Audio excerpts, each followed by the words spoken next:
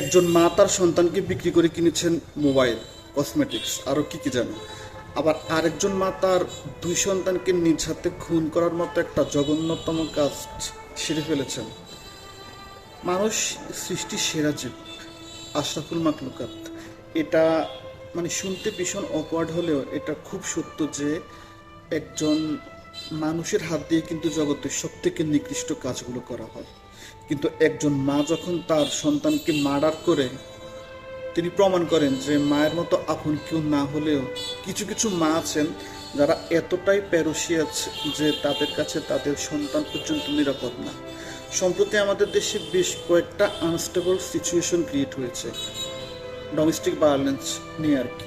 যেমন একজন বৃদ্ধ যখন সুইসাইড করলো রেল স্টেশনে শুয়ে, তখন পুরো পৃথিবীর কাছে তার পরিবারকে, সন্তানদেরকে লজ্জা দিল এই সোশ্যাল মিডিয়া, যেটা কাম্য ছিল না। আসলে তদন্তে কিন্তু শেষ পর্যন্ত দেখা গেল যে ওটা সন্তান বা তার পরিবার ওটার জন্য দায়ী না। ওটার জন্য মানে বৃদ্ধের সেই সুইসাইডের মেন রিজন হচ্ছে তার পেঁয়াজ ব্যবসার লাভ লোকসান নিয়ে। এরকম এরকম আরও বেশ কয়েকটি ঘটনা বলা যেতে পারে। যেমন সিঙ্গারা খাওয়ার সময় হাসাহাসি নিয়ে মেধাবী স্টুডেন্টকে খুন করার মতো একটা অবস্থা দেখলো পুরো বাংলাদেশ। লজ্জাজনক না?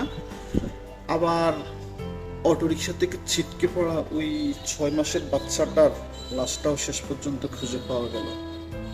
কিন্তু যখন ডোমেস্টিক ভায়োলেন্সের আফটারম্যাথ হিসেবে স্ত্রীকে মাছ না কাটার অভিযোগে লাশ হতে হয়, সে দৃশ্যটাও কিন্তু দেখে গেল পুরো বাংলাদেশ।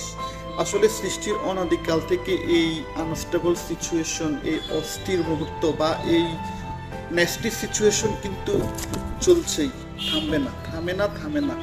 কারণ এটা মানুষ বড়ই স্বার্থপর রে, বড়ই স্বার্থপর।